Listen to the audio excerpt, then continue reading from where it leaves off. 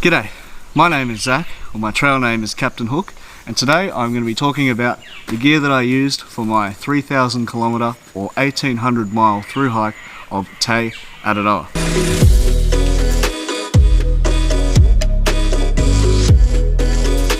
Now, disclaimer, before I even get started, this video is just showing what works for me.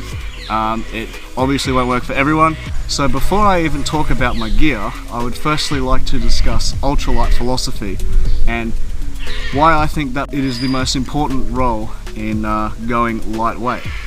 And contrary to popular belief, it is not who can afford the most expensive, lightest, best-in-class equipment, nor does it mean you are carrying insufficient equipment, putting yourself in danger, running out of food, etc.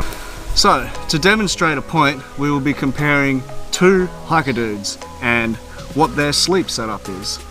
Now, do you guys carry sleeping socks? Big, woolly, comfortable ones? Do you guys carry a pillow? Inflatable one?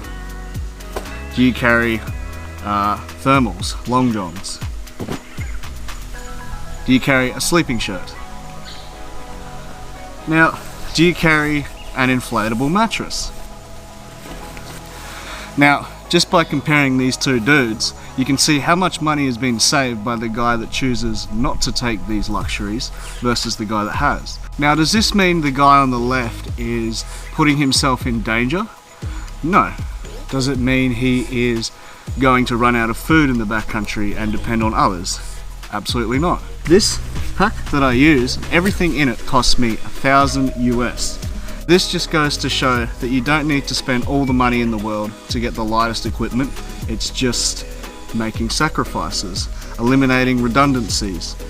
Hopefully this will clear up misconceptions about how saving weight doesn't have to be expensive, nor is it dangerous.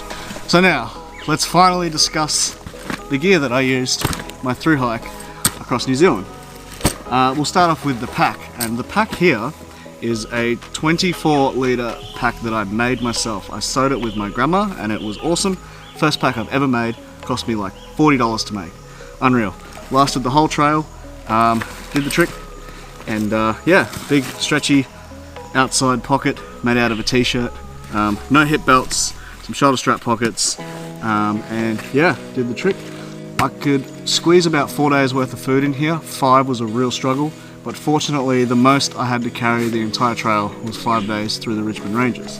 Carrying on, we'll go on to my water setup, which was just a 1 litre water bottle. I use a sport cap on my water bottles, and these are absolutely essential, and they are not available in New Zealand. So if you're coming from overseas, make sure you bring some spares. And if you have some international friends, maybe get them to ship you some over if you live in New Zealand, because there is nothing worse and having a twist top, dropping it in the dirt as you're hiking. I freaking hate it. So yeah, just 1 litre water bottle and a 1 litre Katadyn B-free water filter. Now this was my total water capacity, it's 2 litres. Didn't need any more than 2 litres.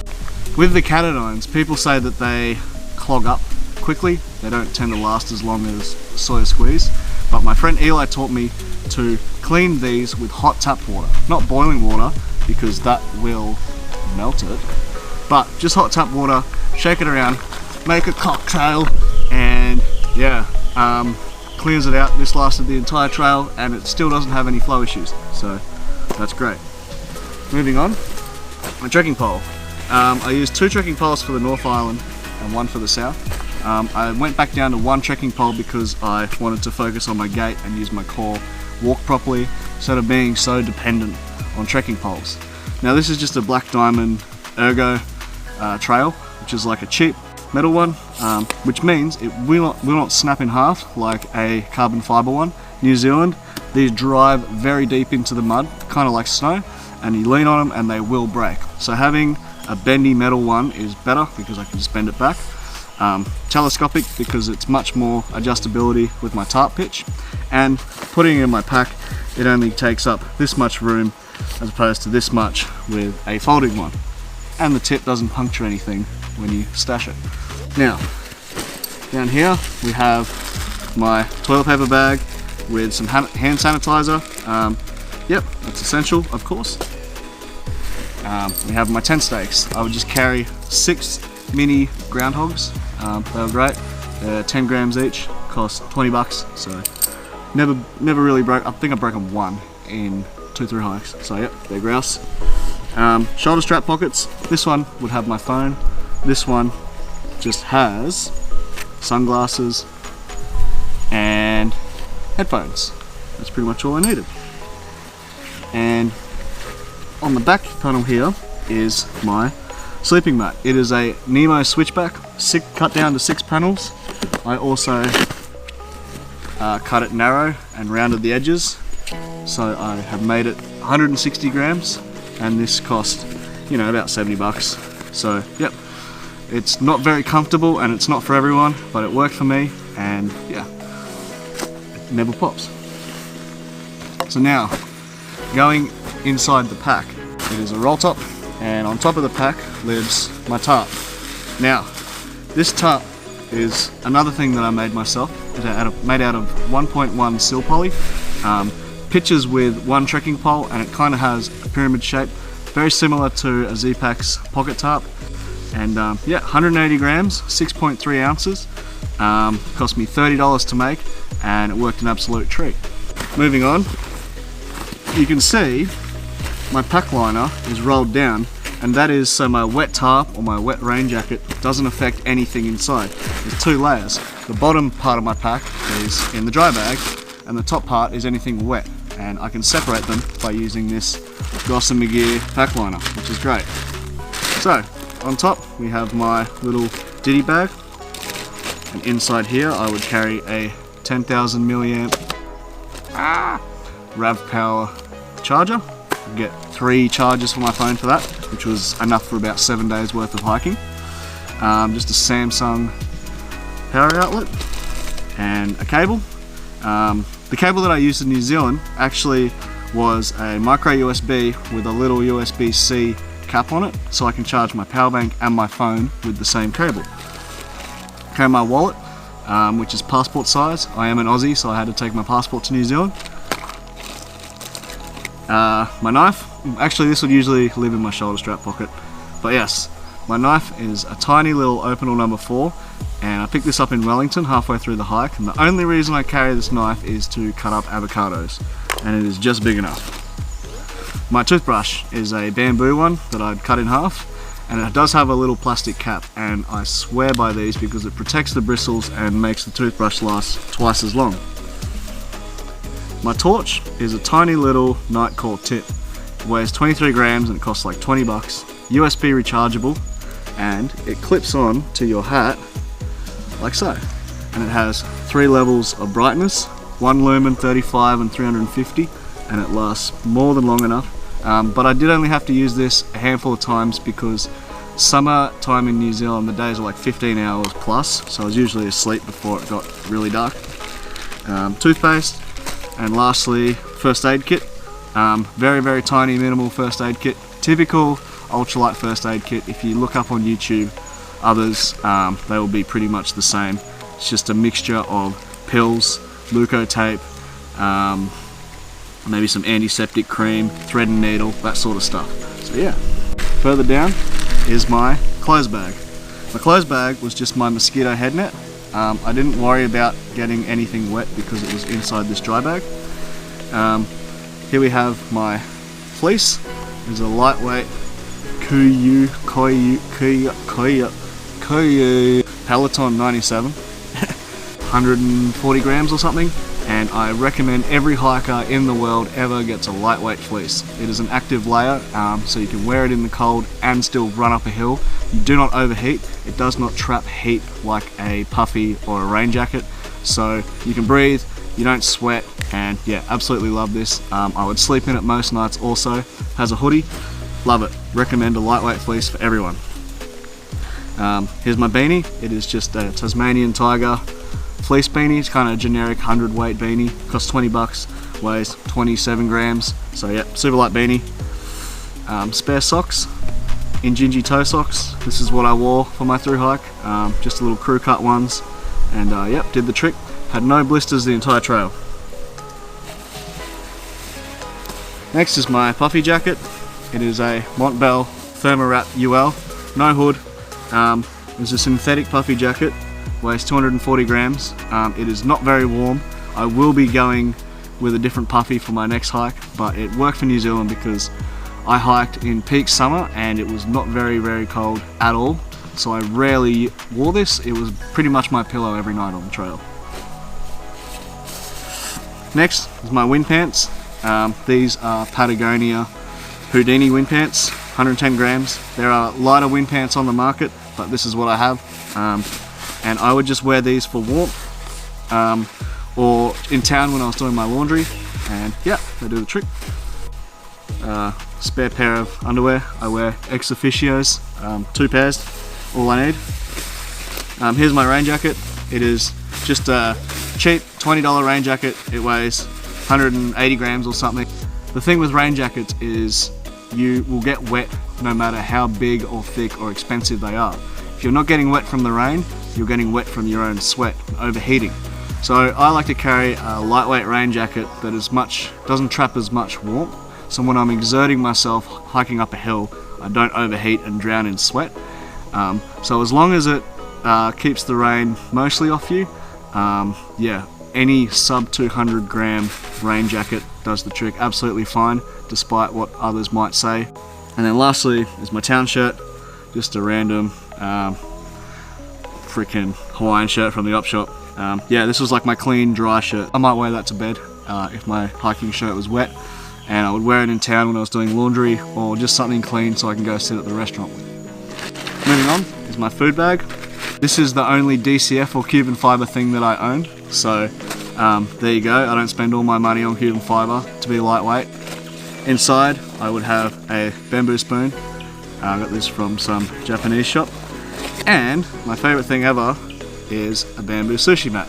I am a cold soaker. I do not carry a stove, but I carry a sushi mat. And this is awesome because I can cold soak freeze-dried rice, or I could just carry out like the Uncle Ben's pre-made rice, ready to eat rice, and I would make sushi. And yeah, it works great, and a lot of people that carry stoves were quite jealous that I was eating sushi.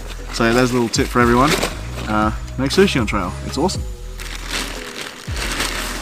Going on, here is my bivvy, and I would use this under my tarp to keep sandflies off me, which are a huge problem in New Zealand. They drive you nuts. So make sure you have good bug protection, especially for camp. If I wasn't in this bivvy, I was wearing my rain gear and pretty much everything to cover up all my skin. But yeah, this thing weighs 160 grams, cost $100, and it's been on 2-3 hikes now. I love it. I probably will continue to use it. And yeah, I think it is an essential for tarp camping. Now, I wouldn't use a ground sheet either. This was just the ground sheet too. And lastly, down the bottom is my quilt. This is a Tier Gear quilt. It's a down quilt made in Tasmania in Australia. I love this thing. It is -7 degrees Celsius or 20 degrees Fahrenheit rated. This thing has never let me down, ever. It is super warm, and I think it was overkill for the TA because the coldest it ever got was 4 degrees on a pass at 10 AM. Otherwise, the average nighttime temperature was anywhere between 5 and 15 degrees for the entire thru hike. This is because I hiked in peak summer. I never experienced the shoulder seasons, so I'm sure that it does get cold, but I only had a 3-month thru hike, and this was overkill. I wish I had like a 0 degree bag, or 40 Fahrenheit or something, because this was overkill. And then again, it's a redundancy in weight, but it's what I had, and I didn't want to spend any more money on a new quilt, and it works great. I absolutely love it. And yeah, now that is everything that I carried in my 24 litre pack. Not a lot at all, just the bare minimum, and that is how I can be so lightweight. I was comfortable the entire trail. I was never cold, never ran out of food, never put myself in danger. In fact, I think carrying such a small light pack, it can be safer in some cases if you are crossing a river, if you are navigating through a lot of blown down trees, if you're doing Little Rintoul to Mount Rintoul, that's a sketchy section on the South Island, and I felt much safer and much more confident in my stride having no weight on my back dragging me down. So it is safer in that manner. Now, the clothes that I wore are pretty much what I'm wearing right now. I would wear a synthetic Hawaiian shirt from the Up Shop, 10 bucks. I had a few of these on the trail. Just some Nike running shorts, random cap. This one is my TA cap. My shoes were Zero Terraflexes, which are barefoot minimalist shoes. They have no arch support, no anything, and I absolutely loved them. My first pair lasted the entire North Island. My second pair never arrived, so I got some Ultras in Christchurch. But yep, absolutely love these, and it also goes to show that no, you do not need giant clunky leather boots to go tramping in New Zealand. I would pair these with Dirty Girl Gaiters and my Njinji toe socks, and this is what I wore, and it was also what I slept in. I don't mind sleeping in dirty clothes. And finally, I'll show you my shelter setup. This is the tarp that I made, and as you can see, it is kind of like a pyramid with an open front door. There's just one piece of sill poly, and it was cut up smartly to get this sort of pitch, and yeah, it worked absolutely fine. I obviously would be careful where I pitched it. I didn't want water going through the front there, but yeah, I didn't have any problems getting wet under it. And you can see in here my gear, that's where my pack would sit, this is where I would lay, and yeah, we'll have a look. So this is my bivvy, and my pillow was just my clothes bag there. My mat would go inside the bivvy, and my quilt, and it was also my ground sheet. And yeah, this worked absolutely fine. And I would pitch it up against a rock or a tree if it was windy, but every night I kind of camped in a forest or at a caravan park, so never really dealt with super extreme conditions while camping at night time. So there you go, thank you guys for watching. I hope I gave you a few ideas, some things to think about. If you have any questions, feel free to ask. I'm more than happy to talk about them. In the description I'll have my lighter pack and links to my tarp build and my backpack build if you're interested in that. Now hopefully this video gets a few views, which might make me get off my butt and finish the editing of my TA videos. I did film the entire trail, I've just been too lazy with editing, so yeah, send me some messages and be like, come on Zach, make some freaking videos already, man. But yeah, thanks guys, peace out.